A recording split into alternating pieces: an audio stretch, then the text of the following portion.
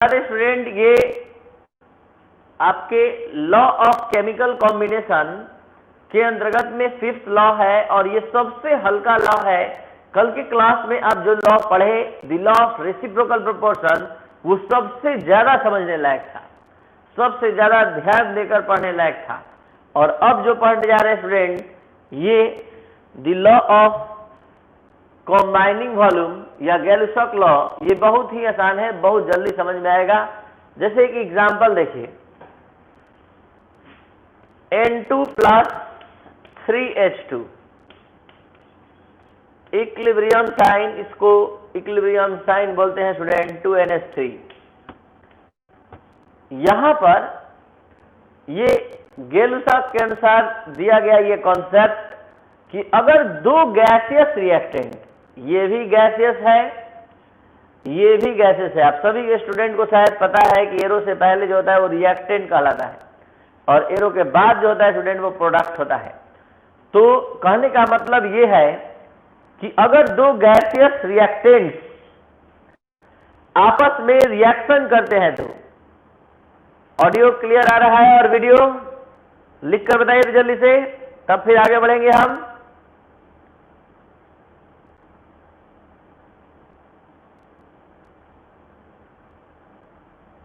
Audio sorry video clear आ रहा है? ठीक है। तो यहां पर हम बता रहे थे स्टूडेंट, जब दो गैसेस रिएक्टेंट्स आपस में रिएक्शन करते हैं तो इनका स्टडी अगर हम वॉल्यूम के हिसाब से करें तो यहां पर देखिए स्टूडेंट, इसके आगे कुछ नहीं लिखा है, इसके आगे 3 लिखा है। मतलब ये है कि इसका एक वॉल्यूम 1 वॉल्यूम इसके 3 वॉल्यूम से रिएक्शन करता है, तो इस NH3 के 2 वॉल्यूम का फॉर्मेशन होता है। ये 1 3 2 कहां से लिखा गया? इसके आगे 1 है, इसके आगे 3 है, इसके आगे 2 है। तो कह रहा है कि under the similar condition of temperature and pressure, temperature और प्रेशर के सिमिलर कंडीशन पर जब दो गैसेस रिएक्टेंट आपस में रिएक्शन करते हैं तो उनके रिएक्टेंट्स के वॉल्यूम में एक सिंपल रेशियो होता है और इनसे बना हुआ अगर प्रोडक्ट भी स्टूडेंट गैसियस हो तो वो भी इस सिंपल रेशियो को फॉलो करता है स्टूडेंट। तो यहां पर N2 H2 NH3 सारे गैसियस सब्सटेंस हैं, तो इनका वॉल्यूम के हिसाब से रेशियो 1:3:2 है। तो हम क्या समझाना चाहते हैं? सबसे पहले ये जानिए कि 5 लॉ आप पढ़े, उसमें से 4 वेट के हिसाब से सब्सटेंस के कंपोजिशन को एक्सप्लेन करता था और ये वॉल्यूम के हिसाब से लेकर आया है। तो पहले तो ये जान गए।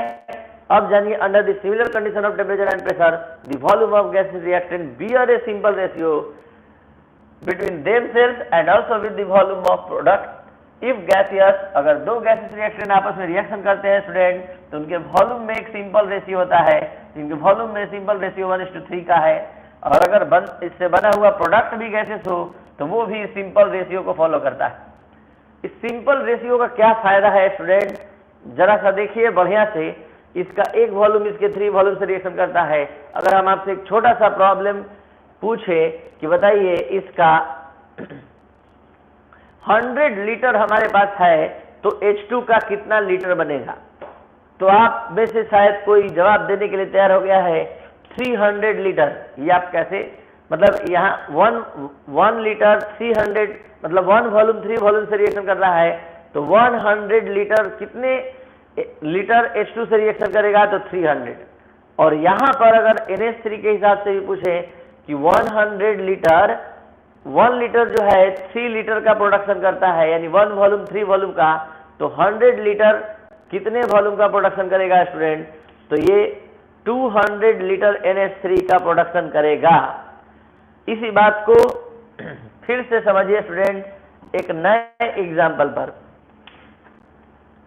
H2 plus Cl2 arrow 2HCl, यहां H2 का 1 वॉल्यूम है, यहाँ 1 वॉल्यूम है। ये कहां से लिख रहे हैं? यहां से देखकर। और ये कितना? 2 वॉल्यूम। हमारा क्वेश्चन है आपसे कि अगर हम 50 ml H2 का ले तो HCl के कितने ml का प्रोडक्शन होगा? तो यहाँ देखिए student, 1 volume of H2 combines with 1 volume of Cl2 and form 2 volume of HCl। तो यहाँ 50 ml लेंगे तो ये 50 ml Cl2 से रिएक्शन करके यहाँ 100 ml HCl बनाएगा। ये कैसे हम जाने? तो हमारे माइंड में एक रेशियो चल रहा है कि 1:1:2, तो ये 50 ml रिएक्शन करेगा तो 100 ml बनाएगा। ठीक है। और अब स्टूडेंट इसी पर एक और सवाल, अगर हमारे पास यहां 400 ml HCl बना है, 400 ml HCl हमको बनाना है, तो 400 ml HCl बनाने के लिए जल्दी से जवाब दीजिए कि H2 और Cl2 के कितने कितने ml की आवश्यकता होगी। ये जवाब जल्दी से बताइए आप लिखकर। 400 ml HCl बनाने के लिए स्टूडेंट H2 और Cl2 के कितने कितने ml की आवश्यकता होगी? H2 और Cl2 के कितने ml की आवश्यकता होगी? एकदम सही जवाब है नेहा कुमारी, लगातार जवाब दे रही है। पर डे 200 ml दोनों का होगा। जिस तरह 50 ml रहने पर ये 100 रहा है तो ये 200 होगा, तो ये भी 200 होगा और ये बनेगा 400। तो इस रेशियो का फॉलो की नेहा कुमारी, समझ रही है कि 1:1:2 1:1:2 का रेशियो चल रहा है। तो अगर यहाँ 400 है तो यहाँ 200 ही होगा। तो कहने का मतलब ये है स्टूडेंट कि जब दो गैसेस रिएक्टेंट आपस में रिएक्शन करते हैं तो उनके रिएक्टेंट के वॉल्यूम में एक सिंपल रेशियो होता है, और वो अगर मिलकर जिस प्रोडक्ट को बनाते हैं वो भी गैसेस हो तो वो भी इस रेशियो को फॉलो करता है। तो under the similar condition of temperature and pressure the volume of gases reactant bears, मतलब रखते हैं ए सिंपल रेशियो, एक सिंपल रेशियो को रखते हैं बिटवीन देमसेल्स, अपने बीच, and also with the volume of product, और प्रोडक्ट के वॉल्यूम के साथ भी। लेकिन शर्त है तब रखेंगे इफ गैसियस, अगर गैसियस होगा। अगर हम यहीं पर student H2 plus O2 A2H2O, यहां पर सपोज दैट ये गैस है, ये गैस है लेकिन ये लिक्विड है, और हम अब रेशियो का स्टडी कर रहे हैं स्टूडेंट। तो यहां 2 वॉल्यूम 1 वॉल्यूम, केवल इसी दोनों में गैसेस रिएक्टेंट में केवल तो 2:1 का है। तो हमारा क्वेश्चन है स्टूडेंट कि हमको अगर H2 के 500 ml का कंप्लीट रिएक्शन कराना है तो O2 के कितने ml की आवश्यकता होगी? 2:1 का कॉन्सेप्ट है। तो बताइए H2 का अगर 500 ml है तो O2 का कितना ml रिएक्शन के लिए रिक्वायर्ड होगा? जल्दी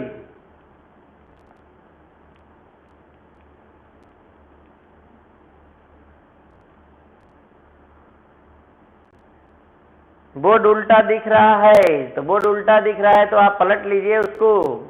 देखिए वहां पर एक छोटा सा बना होगा, आज भर थोड़ा सा देख लीजिए। मैं स्टार्टिंग में थोड़ा सा नहीं पलट पाए तो आप लोग पलट लीजिए। देखिए तो आ गया।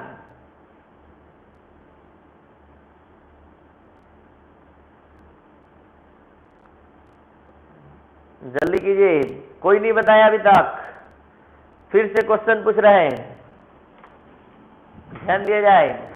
हमने पूछा कि 1 वॉल्यूम से रिएक्शन करता है ऑक्सीजन का, तो 500 ml अगर H2 का हमारे पास है, H2 का 500 ml है, तो O2 के कितने ml की आवश्यकता होगी? जल्दी जवाब दीजिए।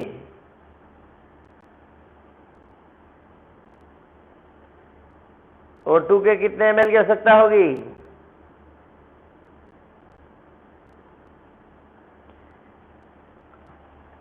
ml 250 ना, इसका जस्ट आधा 2:1 है। 2:1 तो 500 का ये क्या होगा? 250 ml की आवश्यकता होगी।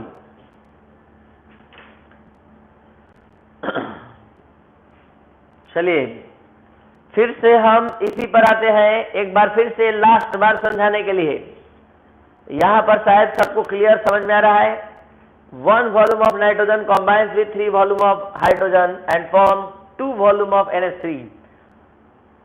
तो यहाँ 100 ml लिए तो 300 ml रिएक्शन करके इसका 200 ml बताया। जल्दी से बताइए, इसका 600 ml हमारे पास है, तो इसका कितना ml और इसका कितना ml बनेगा? इसका कितना ml चाहिए और इसका कितना ml बनेगा? H2 का कितना वॉल्यूम रिक्वायर्ड होगा? जल्दी से जवाब दिया जाए।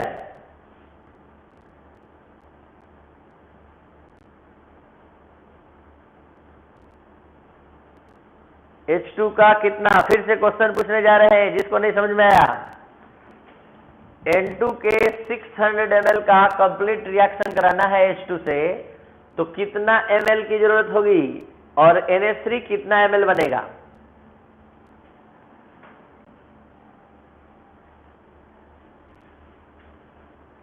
कोई नहीं?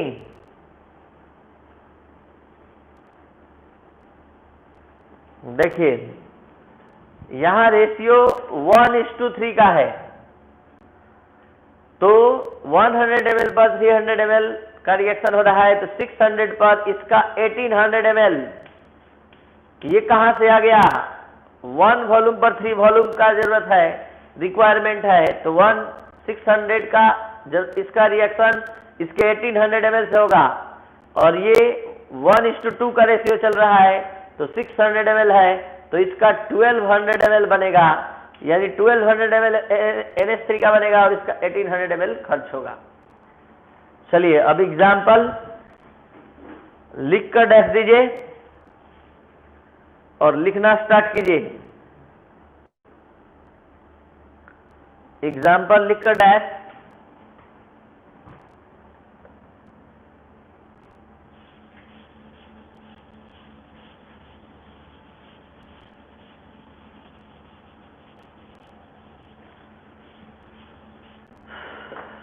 लिखिए N2 प्लस, कोष्ट में जी लिखा हुआ है स्टूडेंट, 3H2 2NH3। इसके नीचे लिखेंगे स्टूडेंट 1 वॉल्यूम, कहां से आया? इसके आगे 1 है, 3 वॉल्यूम 2 वॉल्यूम, ये इतना लिख लीजिए और फिर हम लिखवाते हैं।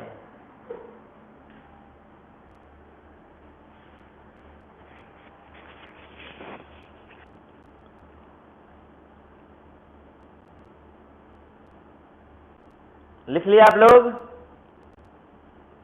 जल्दी बताया जाए। लिख लिए?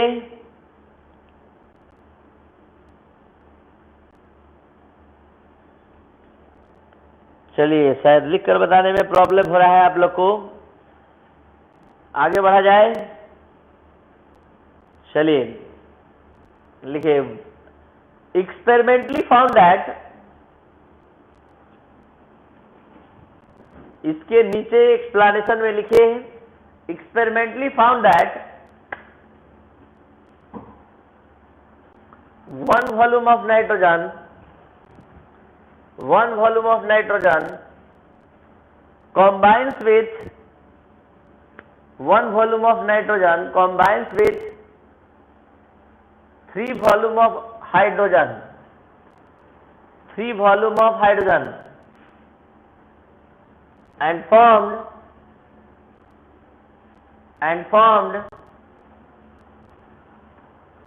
2 volume of NH3 and formed 2 volume of NH3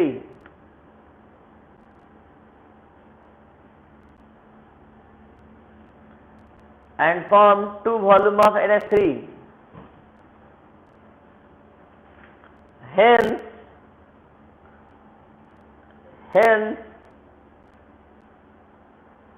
the ratio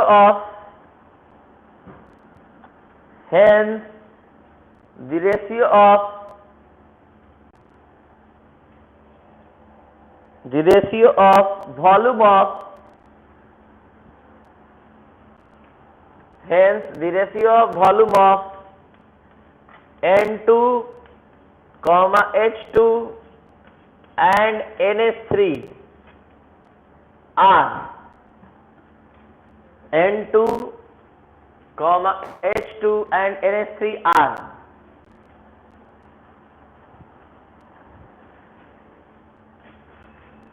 यहां से रेशियो हम ले रहे हैं 1:3:2, 1:3:2. This is a simple ratio. This is a simple ratio.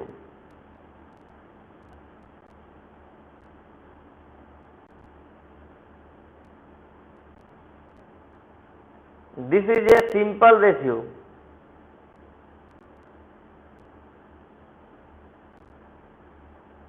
Therefore we say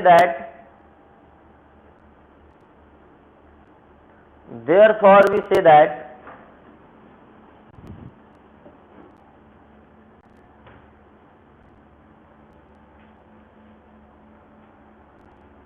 this example follow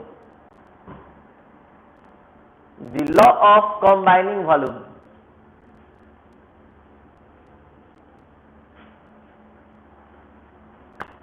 This example follow the law of combining volume. आपको बता दें student, कल से ये क्लास काफी इंटरेस्टिंग होने वाला है। जो भी स्टूडेंट आप लोग के सर्किल में, सबको बता दीजिए कल से हम जो टॉपिक स्टार्ट करने जा रहे हैं उसका नाम है परसेंटेज कंपोजिशन। इसके बाद आप पढ़ेंगे एवरेज एटॉमिक मास, फिर उसके बाद molecular mass, empirical molecular formula, empirical formula. बहुत ही इंटरेस्टिंग क्लास है ये और आपको बहुत अच्छे से समझ में आएगा।